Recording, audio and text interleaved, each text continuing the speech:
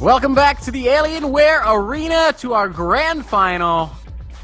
Kevin, the Alienware Arena is a Pro-Am challenge. What that means in most competitions is amateurs come out and play, and the pros stomp them into the dirt.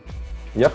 Once in a blue moon, you have a Cinderella story, and we are witnessing one here this weekend. c.Sarovati entered the open amateur section of this tournament. He beats all the other amateurs. There has to be an amateur champ.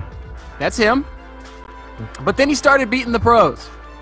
He beat Cats. He beat QXC. He beat Vibe, and he qualified for the grand finals, where he is now up against Grubby, one of the top Protoss players in Europe. And man, I hate to cheer against Grubby, but you have got to love an underdog. Certainly, man. The first map is going to be Entombed Valley. We're going to take a small break, and we'll be right back with our first map of this best of 7 finals.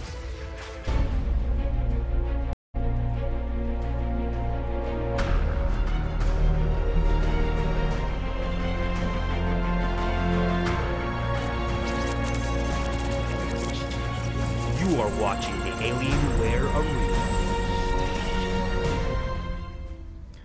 Here we go in the top right-hand corner of Entombed Valley. The purple Protoss player representing Clarity Gaming, c.Sarovati.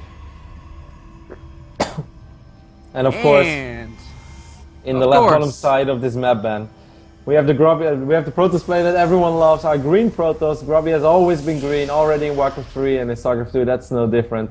It is going to be Grubby representing Team Grubby. Grubby.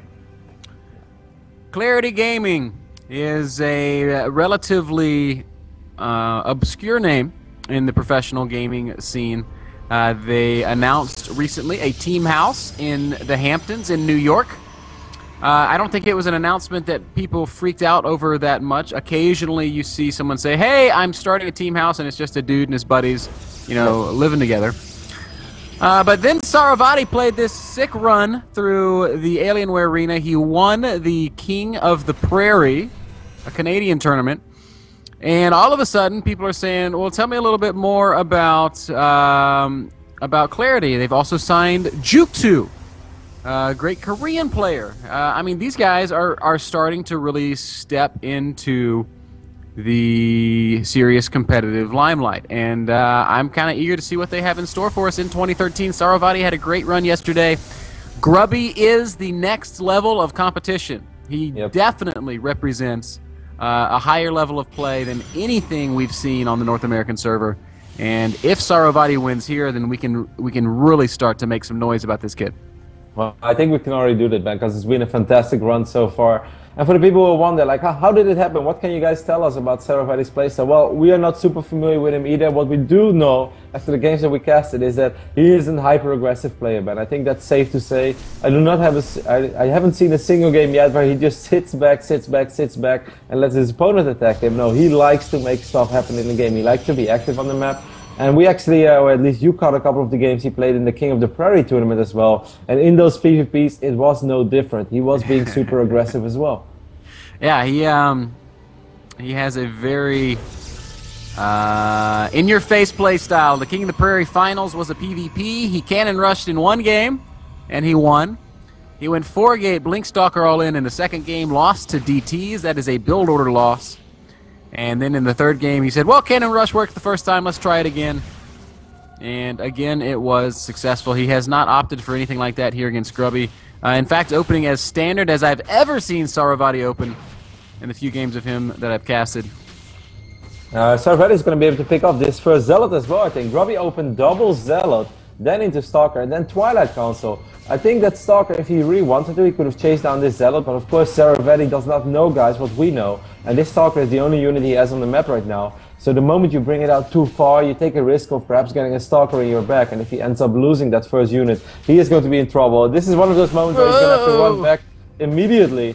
He's going to take some shots, but I don't think he will take any real damage. He has 2 Stalkers out on the map right now. So it's going to be 1-gate Robo against 1-gate Twilight. This is really quick blink, by the way, for Grubby. Wow, we see a Robotics Bay going down already. That's like the quickest Robo Bay possible in PvP. 5 minutes and 30 seconds.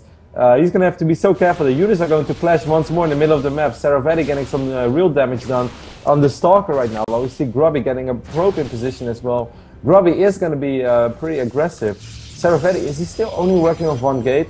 Ben, this is going to be quite risky. Yes, the Immortal is going to be fantastic against Blink Stalkers, but the moment some Zealots show up as well, you really want to get at least a sentry, and there's not going to be a sentry for a little while, so it's already going to get a little bit dicey here.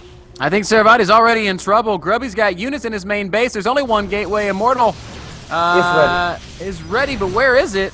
Oh my god, it's trapped. No! The Immortal is trapped between the pylon and the Robo Bay and the robotics facility. So c.Sarovati is going to end up losing his first Stalker immediately. Even the second Stalker, wow, he's actually able to micro that one around. So this Immortal is going to be able to work on these Stalkers. But Grubby is such a smart player. He's probably going to warp in 2 Zealots and a Stalker right now. And I really think that would be a good move. Actually, he's not doing that yet. Wow, Grubby even got a pylon up in the main base. Pylon in the main base that c.Sarovati has to deal with first.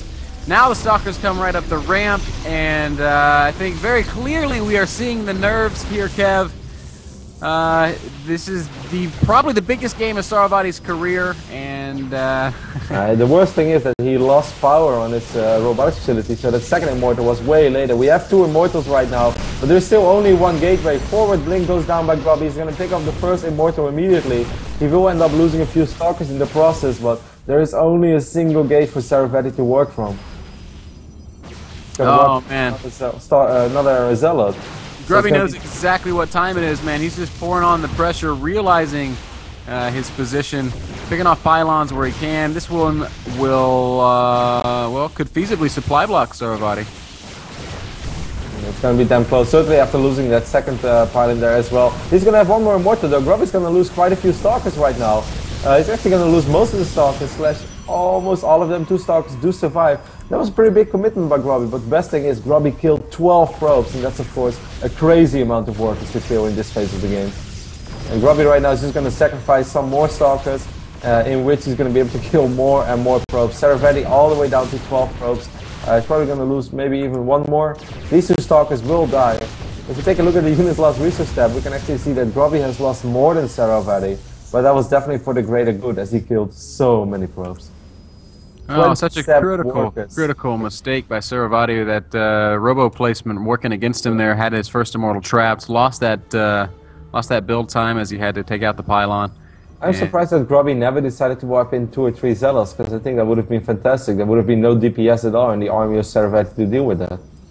Grubby probably going to just perhaps, well, he can probably out-micro these 2 Immortals. Well, good job right there by Grubby, microing his Stalkers really well. c.Sarovati doing the same thing though, but he's going to end up losing 1 Immortal. Forward Blink. Awesome Blink. Stops the Immortal, and I think that's probably going to stop this game. Grubby's up 20 supply. GG, well played. Game number 1 goes to Grubby. Very decisively as well. Grubby just being super aggressive. c.Sarovati trying to cut a few corners. Would he have got away with it if that first Immortal wouldn't have got stuck? I am not sure. It would have been very hard either way. Man. No, it would have been so hard. I mean, 3 gateways with pylons up. Then Grubby probably could have warped in Zealots in a certain phase. And how can you deal with 3 Zealots at a time when all you can produce is 1 Zealot and 1 Immortal? You know, c.Sarovati developed the reputation yesterday as being the in-your-face guy. I am going to be hyper-aggressive the whole time.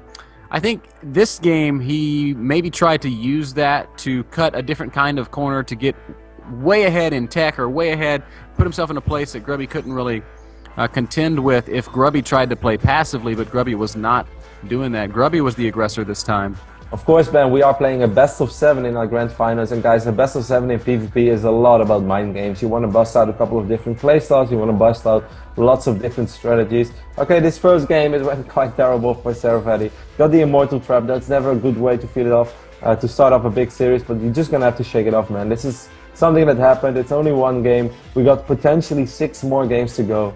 So, even though this sucked, it wasn't the end of the world. You gotta just get yourself together and move on and forget about this game ASAP. I think Ohana's going to be our next map. We're going to take a short break. We will be back with more Alienware Arena Grand Final action. c.Sarovati versus Grubby, game number 2 on the return.